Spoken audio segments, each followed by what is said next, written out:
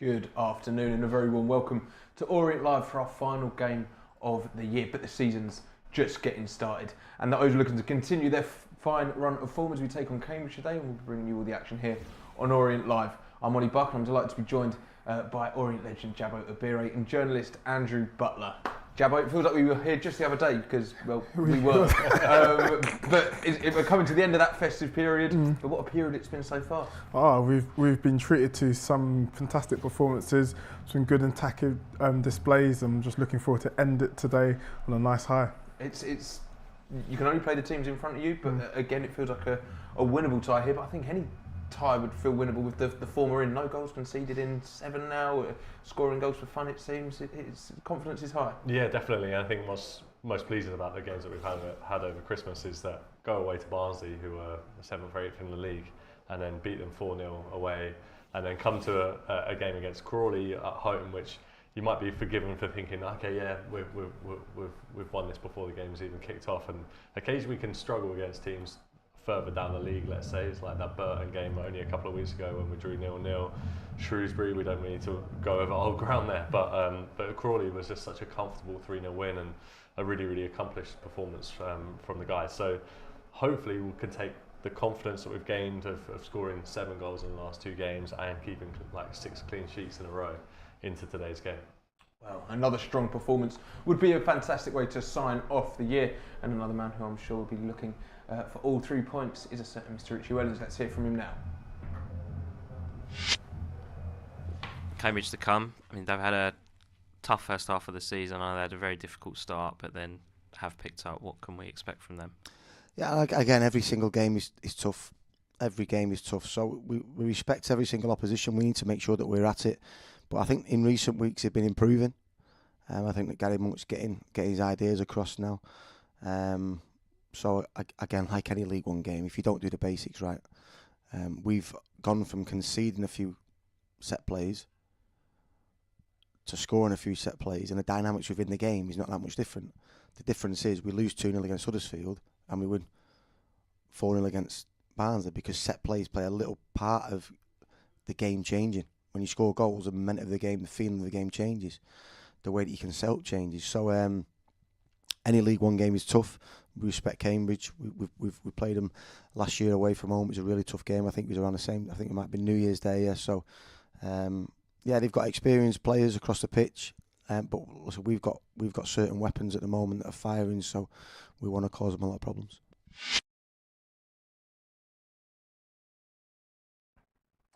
Top stuff there from Richie, and of course he's going to make a couple of changes today considering we're coming to the end of this tough schedule. But let's take a look and see the team that he has opted for. Keeping his place in goal, looking to keep an 8th consecutive clean sheet is Josh Keeley. Across the back line is Ethan Galbraith at right back with Jack Curry on the opposite side of the defence. Omar Beckles wears the armband this afternoon and Jack Simpson partners him. So of course Dan Pratley and Dan Happy drop out of that starting 11. Dominic Ball takes Dan Pratley's place in the middle of the park alongside Jordan Brown, and then the 3 just ahead of them are Dan Adjie, Jamie Donnelly and Ollie O'Neill, and leading the line is Charlie Kelman. And on the bench for the O's is Noah Phillips, Brandon Cooper, Sean Clare, Jaden Sweeney, Dialang Jayasimi, Dan Pratley and Sonny Perkins. So it looks as though Dan Happy's out with a slight injury. He's come off it in a lot of recent games with a twinge. Hopefully that's just precautionary. Darren Pratley probably deserves the rest he's getting to today, then, doesn't he? Yeah, definitely. He was immense on Boxing Day, and with age and stuff, you kind of have to manage his minutes. I'm sure if he was asked to play, he would have loved to play again, but I think he just has to take that precaution. And but he's done a solid job, and he's put us in this position as well with his performances. 80 plus minutes against Crawley. I think he played in the 80-minute mark against Barnsley. He played a lot of minutes in the rest of December as well. He's 39, of course. we're going to miss that in the middle of the park. But looking at Don Ball and Jordan Brown, they've played together before. It will be interesting to see how they pick up where Darren's left off. Yeah, and I think the thing that's probably most interesting for us to see this afternoon is who's going to take on that role of advancing a bit more with the ball or actually without the ball. So Darren Pratley after the game on when was it? Whatever day of the week it was, on Boxing Day, let's say. He was talking about how enjoyable it's been for him not to kind of just stay back in that number 4 role and move into a more number 8 role. So traditionally that means like pressing a bit further up the pitch and advancing further up the pitch. Now Don Ball and Jordan Brown are definitely more defensively minded, and so it'll be interesting to see who kind of takes on that mantle, because what we've seen in the last few weeks is that we can really take on teams and actually destroy teams when there's enough numbers forward, and occasionally when you have 2 central defensive midfielders, they both are too cautious, and you want at least 4 men going forward and then someone supporting those lot as well. So hopefully it looks to me that probably Don Ball will probably take on that role a little bit more this afternoon and try and kind of get up the pitch alongside the likes of O'Neill, Adji, Donnelly and Kelman. To be honest though, Joe, you could probably have Brown and Ball just sitting back protecting the back line and letting the 4 in front of them doing their thing. The form they're in, we won't even name all of them because even those on the bench are doing it when they come on. It's really clicking up front at the moment, isn't it? Yeah, they're cooking, they really are, and I think when you play so many games in a short period of time and your confidence is up and you scored one game, you scored the next game, you just want to get out there and play. And the way they somewhat interchange at times, Adji can be up front, Kelman can move over to the wide positions.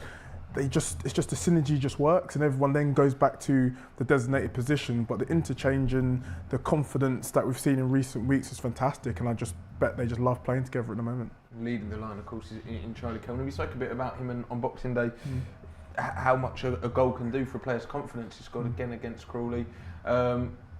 He said in one of his interviews that I think he's got 20. I think he's on 5 at the moment, 5 or 6. Hey, if he kicks up a goal-scoring run second half of the season, 16 goals from him would be great. Yeah, I mean it's possible. We know he can finish, and it'd be a big.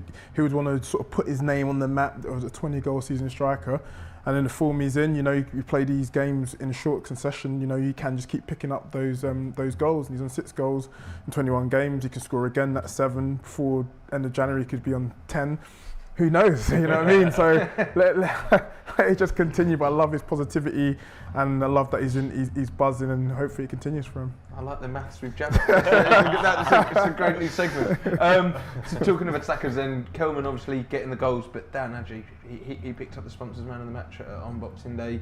I think he's won the hearts of the Orient fans a long time ago, but he's a joke. He's fantastic. He is fantastic. He's 10 goals and 5 assists in all competitions so far this season. And we were kind of talking probably a few weeks ago when things weren't quite going our way, maybe that loss against Huddersfield, when we were like, where are goals coming from? And these attacking positions are all up for grabs, and it looks pretty much settled now because Kelman's on the score sheet. But Dan Adji was kind of, there was never any doubt in pretty much all of our minds that he's a player that doesn't really lose form. Sometimes things just don't quite go his way, but he's such a threat, and there's no particular way of playing against him in so much as he'll play against a left back from in the last couple of weeks, and he has this way and manner of being able to sell the defenders dummies, body swerves, moving from one foot to the left, and he has that knack of being able to beat a man but also hold up the ball as well. So you can probably train for 2-3 weeks to play against a player like him, and you still won't be able to actually get a measure of him. So he's very, very difficult to mark. I like the position that he's kind of been placed in, which is out onto the right hand side. Always been some suggestion about whether or not he's more effective up top as a striker or out wide, but I like what he's been doing on the right hand side, and he's the man who's most likely to get in the box when Kelman's not. I think sometimes what Charlie Kelman's struggled to do a little bit has been really like the man to get in the box right at the right time. But you saw on Boxing Day that ball comes in from Jack Curry for our second goal, and the ball comes in from Curry. Kelman's there. He's effectively fouled in the area. It comes out and then who's there? But Dan Adji, because he wants to get on that score sheet and he wants to be involved, and hopefully he can continue that form, because he's done very well to get to 10 goals in all competitions at this stage of the season already. He really has, but it's become back to the fact that it's become an attacking unit. Jamie Donnelly's really made a name for himself in the last 4 or 5 games. Ollie O'Neill picking up form, and the 2 that we've just been discussing. We'll come on to Cambridge as a defensive unit. but if they've been watching clips for the last couple of days, they'd be pretty scared. Yeah, they would be. They're formidable at the moment. They're in good form, good spirits, and they're all key players are coming into the fold. I mean, Donnelly's just stepping up. Sometimes it might just take time to get that adjustment into league football, but he's looking like a real player. And then Ollie O'Neill, we know what he can do when he's in full form, and the other two are already there. So if they combine and keep getting greater with what they're doing already, Cambridge might be in for a tough afternoon.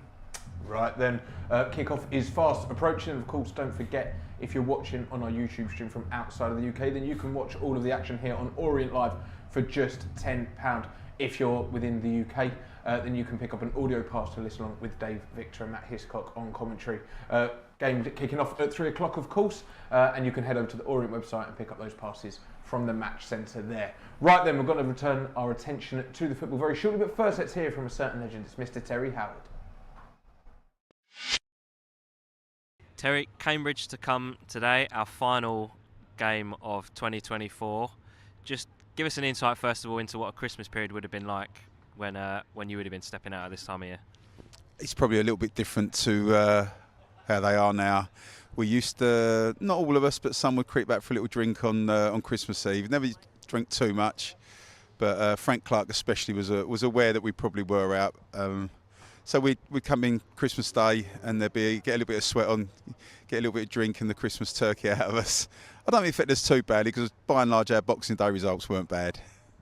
And we obviously had a great result on Boxing Day this year. Just how, from what you saw on Boxing Day, just how much do you feel like the confidence is flowing through the squad at the moment? I thought we were fantastic. I thought first half, okay, Crawley did okay first half, although we edged it. I think once the second goal went in, we absolutely took over. And in the end, if it weren't for their keeper and some poor finishing, it really could have been 5 or 6. That was my only criticism, is that we maybe should have scored more, but it was an outstanding performance. And at a time like this, where games are coming, so thick and fast, when confidence levels are what they seem like they are now, is it kind of the perfect time to come into the Christmas period when you're playing as we are? Absolutely, as you just said. You don't get much time to draw breath in this period, and you want when you're playing like we are, you want the games. You want to keep playing. I know it can be a problem with injuries for some, but although we've got a couple, I mean, Sean Clare coming back into the squad and coming on is a massive tonic for us. So I think it's onwards and upwards. I think when we last spoke a few weeks ago, I think we were just outside the relegation zone. If we win today, we go to the fringes of the playoff zone. So it just shows you how quickly it can change. And just lastly, this is a brilliant time of year for us as fans, but for players, one, how tough is it? And two, is it made easier when things are going well? Yeah, listen, you hit the nail on the head there. When you're winning, you don't mind the games coming. You don't mind it interfering with your family life and whatever. Listen, this is what you sign up for. If you're a footballer, you understand that this is a time. It's great for supporters. Maybe not great from your point of view, from a family point of view, but they get paid well enough, so I'm sure they don't mind.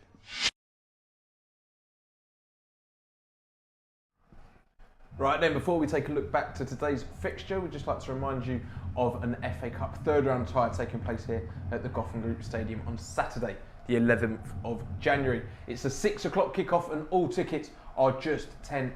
Get yourselves down to E10, get behind the boys and see us try and reach that fourth round. And of course, that Birmingham City fixture that was scheduled for that day has been rearranged and the date for that will be announced shortly. But the game in question is, of course, today's game. And let's have a quick chat about defensively, because we're talking about the goals, and the goals is obviously what gets everyone talking.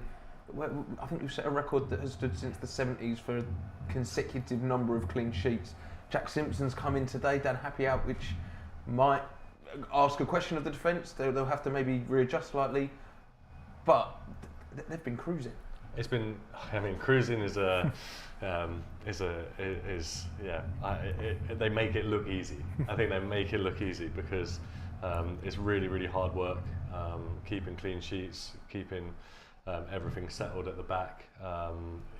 There's at every level of football, you're kind of almost guaranteed to make one mistake that will lead to a goal every sort of few games, but the fact of the matter is we haven't done that in the last 6-7 games in all competitions, and it's been absolutely brilliant. It's kind of, you know, in our promotion seasons when we've like got promoted from the National League or League Two, when we were just keeping clean sheets and everything just looks comfortable and looks calm, and sitting in the stands and we're 1-0 up, we're like, you know what, I think we might win this game. And it doesn't, it kind of has got to that point where I feel a bit more confident when we're at that stage in every game. But they've done so well. I think we've got the 4th lowest XG as in conceded in the league, which kind of shows that we're not even letting teams come close. It's not even like Josh Keeley's had like making blinding saves. He's been brilliant, obviously, but it's we've not even, we've forced teams to kind of take pot shots from 30 yards out. They can't break us down, and it's just been really nice to see, especially kind of given what we had a little bit at the start of the season. And defensively, we're attacking as well, and a key part of our game is those fullback positions. Jack Curry instrumental to that second goal on Boxing Day. But Ethan Galbraith coming in at right back, a lot of fans go, we're wasting one of our most skillful players at right back. But as Richie said, he's crucial to the way we play, and he's just as effective from right back, isn't he? He really is. He's a very good technical football player that you can just probably put him anywhere in the pitch and he'll do a great job. And in particular when he's playing right back, because he's so calm on the ball, he can see passes and everything. He's just another weapon to have and offers something slightly different as well.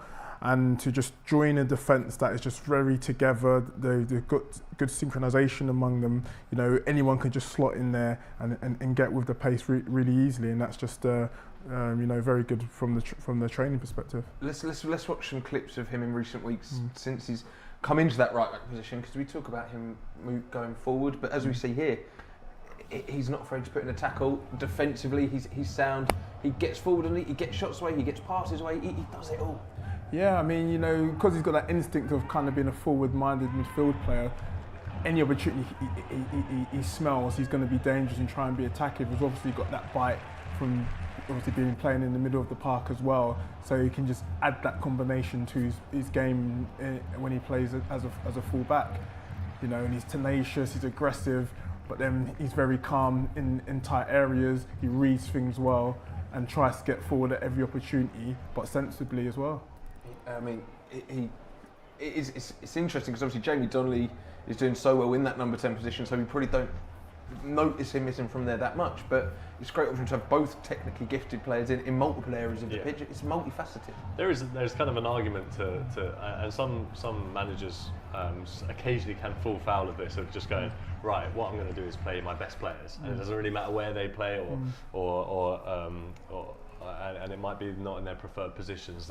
But the fact of the matter is, Ethan is such a talented and gifted player that he can do the job there. And I'm sure if you asked him and said, would you like to play right back, he'd probably say, well, no, I'd rather play in that number 10 role. But if you said, okay, the option is there or no game, he'll be like, well, obviously I want to play because all footballers do. So he's got that ability. He's kind of done it evidently without complaining as well.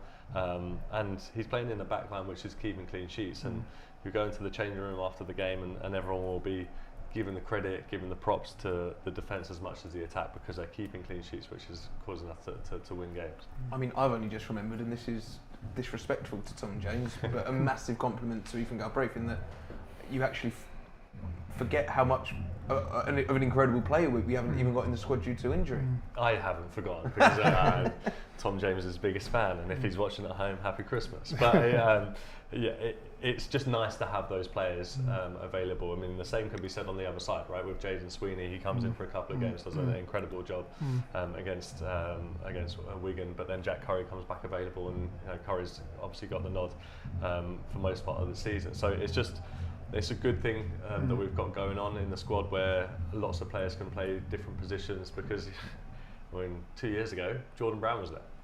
And we would think about him doing that job again, but he would do it. He would. And he won the And he league has playing that. there. Yes, exactly. So, hey, it works. But right, 10 minutes to go until kick-off, so let's take a look and see how the visiting side line up for this afternoon's fixture. So in goal For Cambridge is their number one, Jack Stevens. Across their back four, they have Danny Andrew at left back and Liam Bennett at right back, with Jubril Okadina at centre back alongside the captain, Michael Morrison.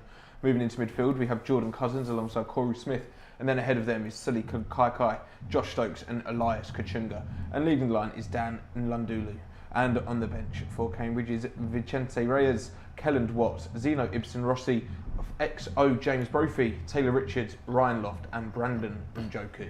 So, they are in a pretty poor run of form, Cambridge. We say it every time though, and it feels very Orient fan thing to feel, but every game's tough. We've played a lot of games. You can't underestimate any team, as we've already said so today. Yeah, definitely. And I think Richie said it in his interview, you know, League One is tough and you have to sort of respect your opponent and earn the right to play. But what you find is when you are on a bit on a winless streak, and you know, you play games in a short period of time, you feel even more tired.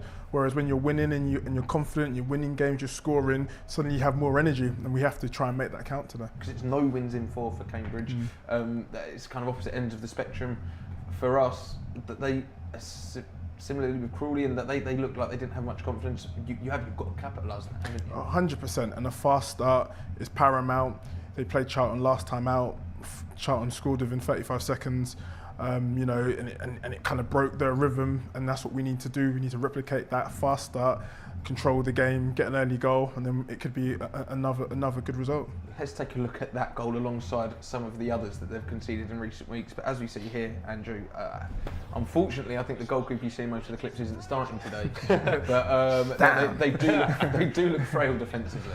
Yeah, it's Vicente Reyes in goal for the vast majority of these clips, and yeah, he's at fault for a few of them. Some of them can't do anything about, but they're just so shaky defensively. They're kind of never onto the second ball, allowing crosses to come in, not challenging the balls when they do come in.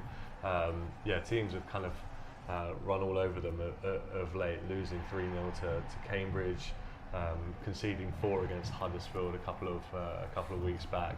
So yeah, they will be shaky at the back, and we just need to put that pressure on them early as well. Get Dan Adji running at them, get Ollie O'Neill going at them, get Jamie Donnelly threading the balls through to Charlie Coleman. They'll suddenly start panicking and thinking, gosh, we're in for a long afternoon here. But that's on us as well, that's on us to do. And obviously, like you say, Stevens is in goal for them this afternoon, and as much as a second choice keeper can probably work for a team, it doesn't have it's not a massively ringing endorsement of their options when their goalkeeper's making errors, and they just finally have to kind of pull the trigger and get their backup keeper up there. Well, hopefully those can take advantage of that. But you know, Gary Monk in charge at Cambridge, he's a very experienced manager. We've got it will be a game that will probably be well managed by him. We've got to sit up and kind of be alert. We definitely have to. I mean, unfortunately, he can't play for the team, so we can do his best from the sideline. And judging from the clips we've seen, I mean, the way we've been whipping balls in of late from our set plays, we should be capitalising on. You know, like Andrew said, the second balls, they're not alert, they're not first to it, and we've been first to second balls. The delivery from set plays has been amazing of recent, and I think it's a right pair. It's a great matchup for us, and hopefully if we do those right things, it could be a high scoring afternoon. Not too many goals scored by Cambridge of late, but do you see much danger in that side? What do we need to be alert for? Well, they changed up their team as well, which again doesn't suggest that they're particularly settled. They're without Lavery as well, who's kind of their key threat. He's injured. Speaking to a friend of mine who's a Cambridge fan earlier today, and yeah, he didn't give them much hope because of how impotent they've been in attack of late, and the fact that they haven't got Lavery there as well. So don't want to jinx it, but hopefully it'll be a calmer afternoon in our defensive line than theirs. You've played for both sides, Jabbo. They've got a lot of fans here today. 1,000 they've sold at the away end. It's a sellout here in E10 as well. It's a fantastic way to not to kick off the year, to kick off the New Year's Eve celebrations. Yeah, it definitely is. You know, two sides that are not too far away in geographical distances, but I think in terms of league performances, we're way ahead, and I can see an Orient win. Well, hopefully an Orient win is on the cards. The teams are making their way out onto the pitch. Of course, don't forget, if you're still on our YouTube stream, then just head over to the Match Centre on the website to pick up your streaming passes to join the men we're going to join right now. It's time to head over to Dave Victor and Matt Hiscock.